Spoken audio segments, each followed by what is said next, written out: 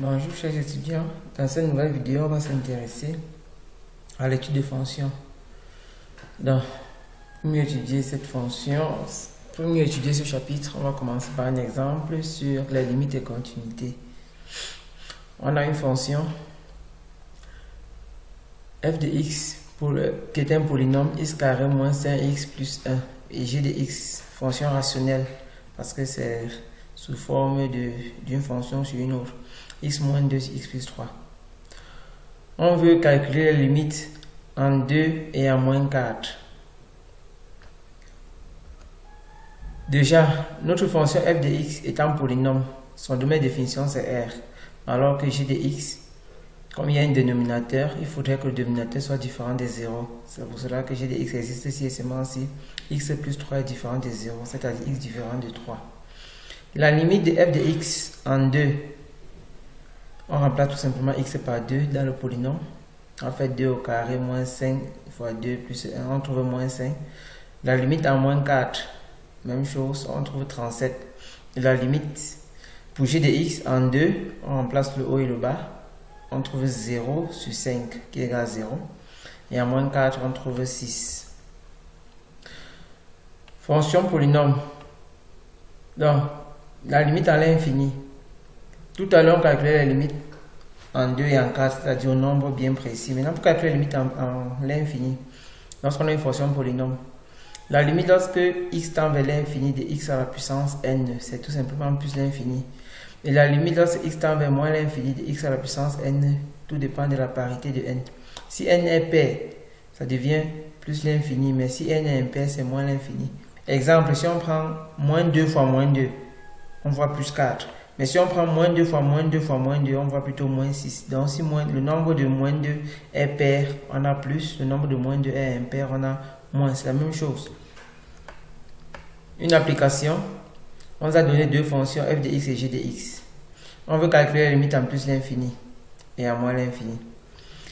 Lorsque je prends g de x, la limite en plus l'infini, on prend tout simplement le monôme le plus haut degré, c'est-à-dire ici c'est moins x carré. Donc en plus l'infini, ça va donc faire limite en plus l'infini moins x carré, ça donne donc moins l'infini à cause de ce moins qui est devant. Et la limite en moins l'infini de f de x, on prend le monôme le plus haut degré qui est x au cube. Donc ici on voit que 3 est impair, on aura donc moins l'infini. Fonction rationnelle.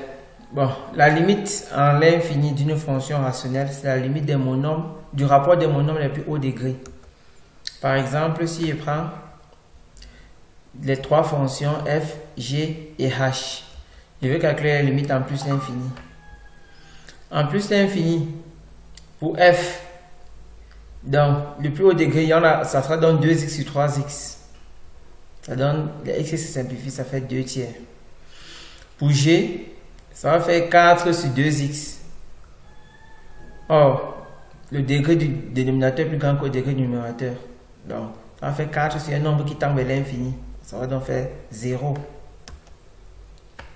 Pour h, ça va faire 3x carré sur x. Je simplifie. Il va rester 3x. Ça fait plus l'infini. Et pour k, ça va faire moins x carré sur x. Je simplifie par x, il va rester moins x. Ça donne donc moins l'infini.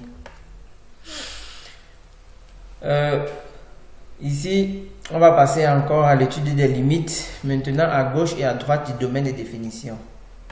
Voici une fonction rationnelle. Cette fonction f de x existe si et seulement si x moins 1 est différent de 0. On aura donc domaine de définition moins l'infini à 1 union 1 à plus l'infini. Lorsqu'on veut calculer la limite de ce genre de fonction, à gauche et à droite, on ne peut pas déjà calculer à 1 parce que si on calcule à 1, on aura au numérateur, on aura moins 1, au dénominateur, on aura 0. Ça va faire moins 1 sur 0. Or, on ne divise jamais un nombre par 0. Donc, il faudrait calculer à gauche de 1 et à droite de 1. À gauche de 1, c'est ça qu'on note comme ceci, 1 par valeur inférieure. Et à droite de 1, c'est ça qu'on note 1 par valeur supérieure. Pour cela, on fait un petit tableau d'étude de signes de x moins 1, c'est-à-dire du dénominateur. On voit que de moins l'infini à 1, on a moins. Et de plus 1 à plus infini, on a plus. Sachant qu'au numérateur, on avait moins 1, on aura dans la limite à gauche de 1, c'est-à-dire dans cette zone-ci de moins l'infini à 1. On aura un nombre négatif au dénominateur et un nombre négatif au numérateur, c'est-à-dire moins 1. Et au dénominateur, on a moins. Les moins sur moins, ça se simplifie, ça devient donc plus l'infini. Et à droite, on a moins au numérateur, plus au dénominateur, plus, moins sur plus, ça fait moins l'infini. Même chose pour la deuxième fonction, g de x. On aura g de x existe ici seulement si 2 moins x est différent de 0, c'est-à-dire x différent de 2. Voici les deux définitions. Moins l'infini à 2, union 2 à plus l'infini. On calcule d'abord au numérateur, la limite en 2, on aura 6. Au dénominateur, on a 0. 6 sur 0, c'est impossible. On fait donc une petite étude du signe du dénominateur qui est 2 moins x. Ici, voici le tableau d'étude du signe. Donc, au numérateur, déjà à gauche de 2, au numérateur, on a 6 qui est positif. Au dénominateur, nous aussi, on a plus qui est positif. Ça va faire plus sur plus, plus l'infini. Et à droite, au numérateur, on a 6 qui est plus infini. Au dénominateur, on a moins qui est moins l'infini. Ça va faire plus sur moins, moins l'infini. Donc, ici, on va voir l'équation de la tangente en un point. Généralement, dans les exercices, vous devez déterminer la tangente en un point x0. On peut dire déterminer la tangente en 3, déterminer la tangente en 4, et ainsi de suite. L'équation de la tangente en un point x0, c'est tout simplement f' de x0 facteur à x moins x0 plus f de x0. Exemple, voici notre fonction x carré moins 1. On veut déterminer l'équation de la tangente en 2. Je calcule d'abord, je dérive d'abord la fonction et je calcule f' de 2. Donc, si vous dérivez la fonction, vous aurez 2x et on aura donc f' de 2 est égal à 4 parce que ça fait 2x, 2 fois 2, 4. Et f de 2, si je remplace dans cette fonction f de 2, j'aurai 4 moins 1, 3. Donc f' de 2 c'est 4 et f de 2 c'est 3. J'applique donc ma formule ici. J'aurai donc y est égal à f' de x0 moins x moins facteur x moins x0 plus f de x0. Ça va faire donc f' de 2 facteur à x moins 2 plus f de 2. J'aurai donc l'équation de la tangente y est égal à 4x moins 5. Voici quelques dérivées, quelques fonctions dérivées.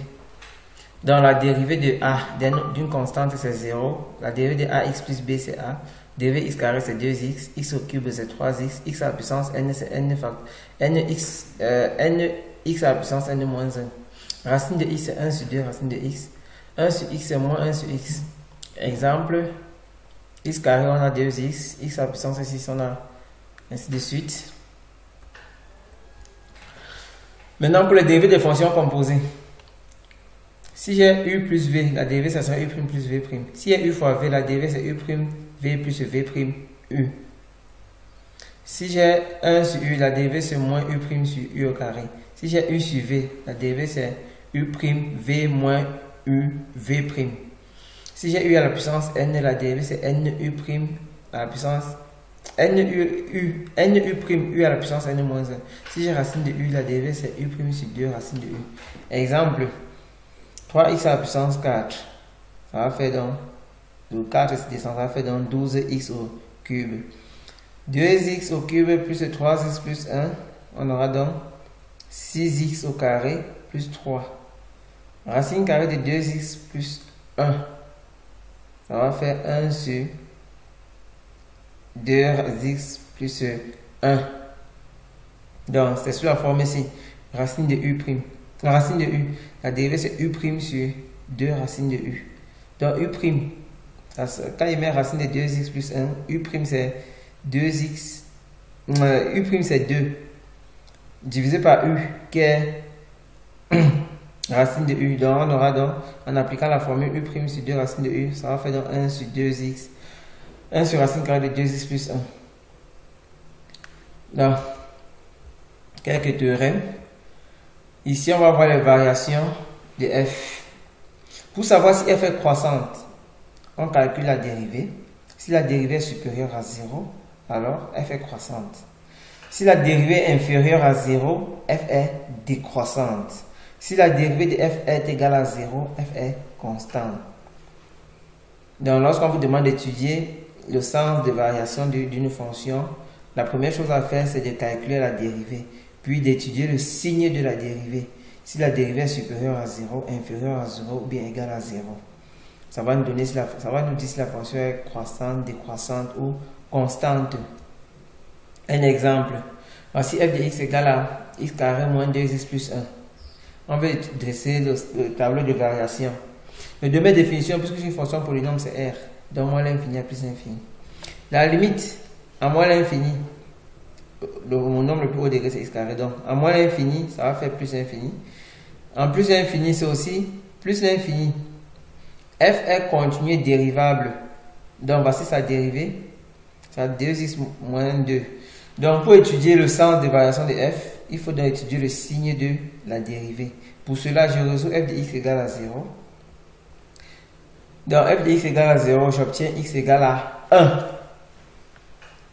Or, f de 1, c'est égal à...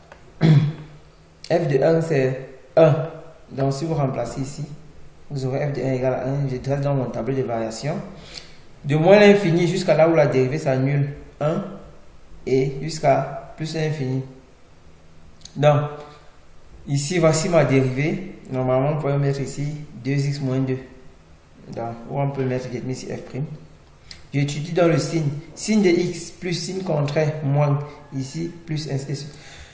Donc, voici la dérivée. Voici l'étude de la dérivée. Ici, on voit que la dérivée est négative. Moins. La dérivée est négative, ici la dérivée est positive. Dérivée négative signifie que la fonction est décroissante. Dérivée positive signifie que la fonction est croissante. Or, la limite en plus à moins l'infini de f de x, on a vu que c'était plus l'infini, c'est pour ça qu'on met plus l'infini. La limite en plus l'infini de f de x, on a vu aussi que c'était plus l'infini, c'est pour ça qu'en plus l'infini, on met plus l'infini. F de 1, f de 1, on a vu que c'était égal à 1, c'est pour ça qu'ici on met 1, donc croissante.